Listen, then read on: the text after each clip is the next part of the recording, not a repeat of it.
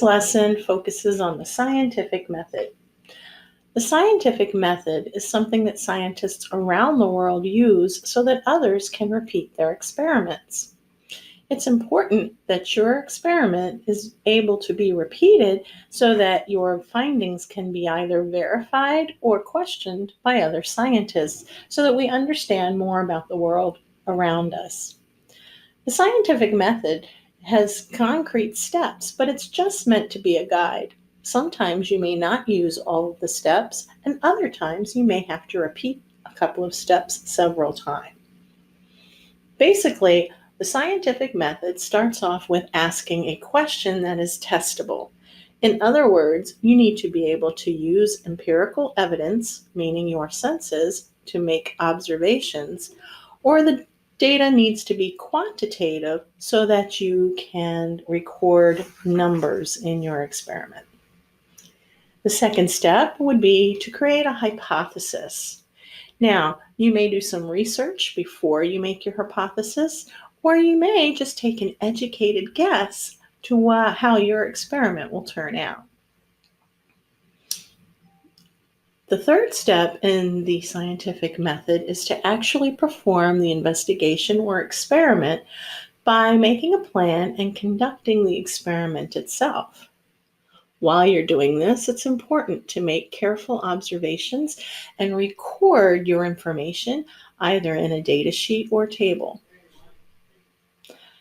Analyze your data by taking a look at your table and drawing some conclusions about what happened in your experiment. Was your hypothesis correct? Do you need to make some further study to correct thoughts that you had? Finally, and most importantly, we want to share the results with others. It's important to use complete sentences and evidence from your investigations and your observations. Today we're going to take a look at our static charges investigation. The investigative problem is: how will objects around my house react to a charged balloon? Take a minute here to download your data sheet so that you can complete this experiment along with me.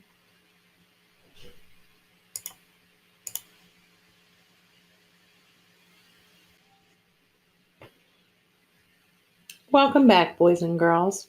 As we stated earlier, the first step in the scientific method is to pose a question or a problem that we can investigate and have measured, observable results. Today's question is, how will objects around my house react to a charged balloon? I'm going to base my hypothesis or my prediction on the lessons that we've already used in our BUZZ module. I saw in our module that when a balloon that was negatively charged came into contact with an object that had a positive charge, those two objects will attract. And that's what I'm going to put here in this blank. If I hold the charged balloon close to an oppositely charged object, then the objects will attract. If I hold the charged balloon close to an object that has the same charge, then the object will repel. This is very similar to the way magnetic force behaves and also is related to electrical charges. So I know that I think like charges will repel and opposite charges will attract.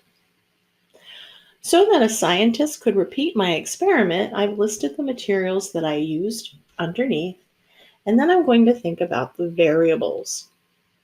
Variables in an investigation are things that we want to keep the same so as not to skew our data, and also things that we want to see a difference in. So our controlled or constant variables are going to be that I'm going to make sure that I rub the balloon the same number of times for each trial. I'm also going to rub my objects the same number of times for each trial. In this case, 10 times.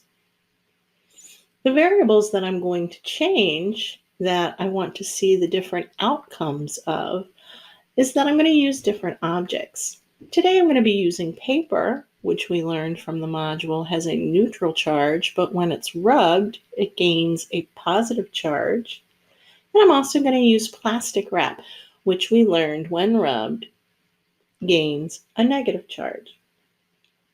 I listed the procedure underneath so that anyone who wants to replicate or repeat my experiment can do so. Boys and girls, we're now to the experimental stage of our static electricity lesson.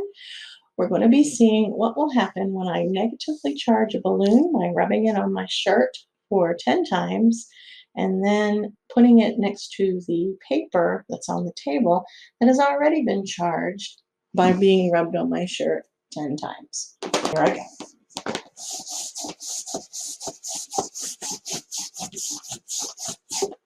There's my 10 rubs. Let's see if we see any interaction on trial one. I do. I can definitely say that the paper was attracted to the balloon. Let me give it another rub.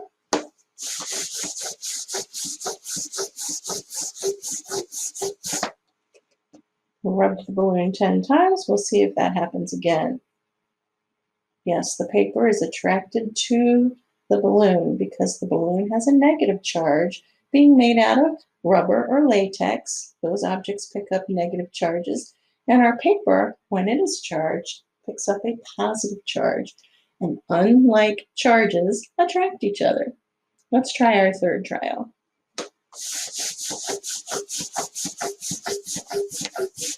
I've rubbed it 10 times. I'm going to use my eyes for some empirical evidence that the paper is attracted to the negatively charged balloon.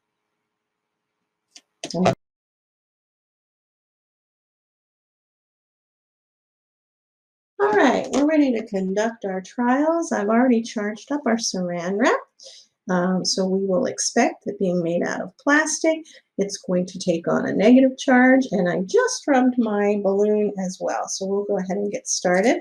I'm going to hold my saran wrap at a neutral angle, and we'll see if I can touch the balloon to it or whether it moves away. Maybe a little further away, boys and girls, so you can see that although I'm trying to touch the balloon, the saran wrap, there's a force that's repelling from the balloon, and I am unable to make the two touch. Let me charge them up again. First the saran wrap.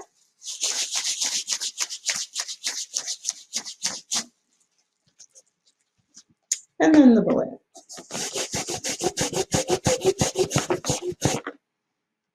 I'm going to hold the saran wrap up, and we'll see if the balloon can touch it or whether the saran wrap moves away. As you can see, because they have like charges, the saran wrap moves away from the balloon and I can't touch it. Let's try trial 3. First, I'm going to charge the balloon.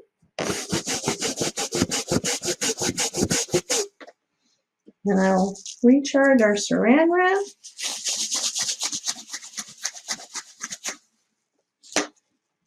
And we'll see what happens when we try and have these pieces interact. All right, here's my saran wrap. Here's my balloon.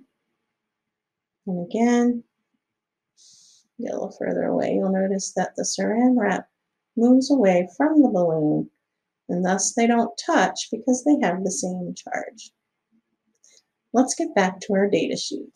After we conducted the scientific investigation, I went ahead and filled in our observation data chart. You will note that the paper stood up on end and very much was attracted to the balloon in each one of our trials. The plastic wrap tended to move away from the balloon, and try as I might, I couldn't get the balloon to come into contact with the saran wrap. So we could say it repelled the balloon.